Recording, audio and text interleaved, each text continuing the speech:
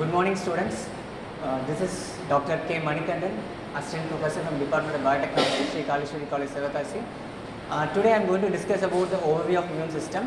I am going to record this video and later on you can refer it in the YouTube and the Google Classroom.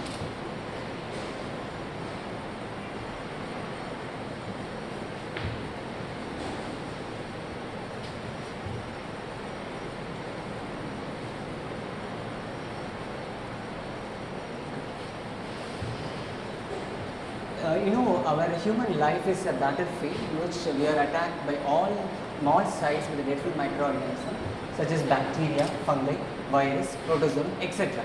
To protect and safeguard ourselves, our body is really blessed with a defense mechanism in the form of an immune system. So our body resists the invasion and spreading of pathogen, and this forms the basis of the subject called immunology. So to define immunology is a branch of biology that deals with the immunity and how the immunity develops against specific pathogen and what kind of immunity develops against specific antigen. That's really a question. So before entering into that overview, so you should be familiar with the terms. What is this immunogen and what is the antigen and what is the antibody? So the immunogen is any foreign substance that can elicit an immune response without the help of any carrier protein. So the same antigen is also a foreign substance that can also elicit an immune response, but when it is only associated with the carrier protein, it will be able to elicit an immune response. So what is this antibody? So antibody is an immunologically serum active protein that are produced in response to specific antigen. So the immune system operates by producing the immune cells that defend against a pathogenic organism, and these immune cells arise from the cells called mother cells or stem cells. So these cells origin from the embryonic origin from the fetal liver during the embryonic stage, and later on it originates from the bone marrow. So there are many types of white blood cells that are present in our body.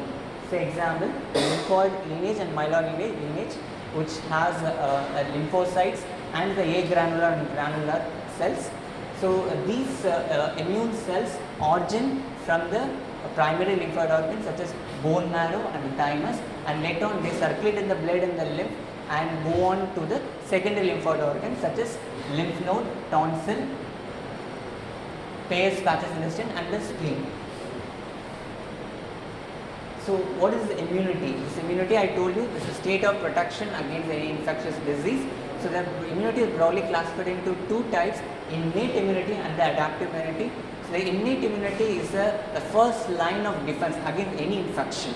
So most of the components of innate immunity are present before the onset of infection. So some of the defensive barriers that comes under the innate immunity includes the body skin, the mucous membrane, and the body temperature, the pH, and there are various chemical factors that are secreted in our body such as saliva, tears and interferons, the human milk and the semen, propyridine, etc.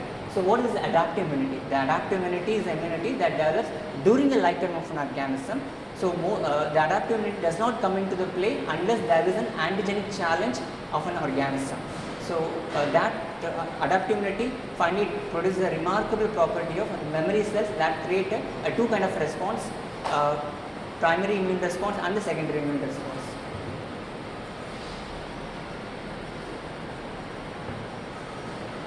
So the adaptive immunity displays four specific characteristics: antigen specificity, antibody diversity, and self and non-self recognition, and the immunological memory.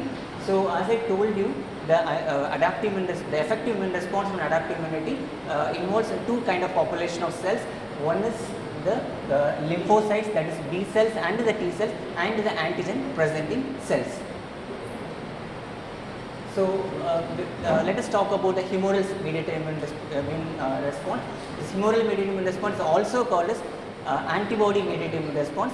As I told you, the B cells serve as the basis for the humoral mediated immune response. What is B cell? B cells which origin from the bone marrow, origin and mature in the same bone marrow, and later on when they leave the bone marrow, it exhibit an antigen binding receptor on the cell membrane. It's nothing but an immunoglobulin. So once then, when the naive B cell or naive B cell, when they talk about the naive B cell nothing but the one which have not encountered the antigen. So when they encounter when the naive B cell encounter the antigen for the first time, they matches with the membrane bound antibody and divide rapidly and differentiate into two kind of cells, that is effector plasma cell and the memory cells. The plasma cells are the cells which which are developed in response to a specific antigen and produces antibody molecules in the secreted form, and about 2000 molecules of immunoglobulin per second. Whereas the memory cells are also developed during the humoral immune response, and that are stored in the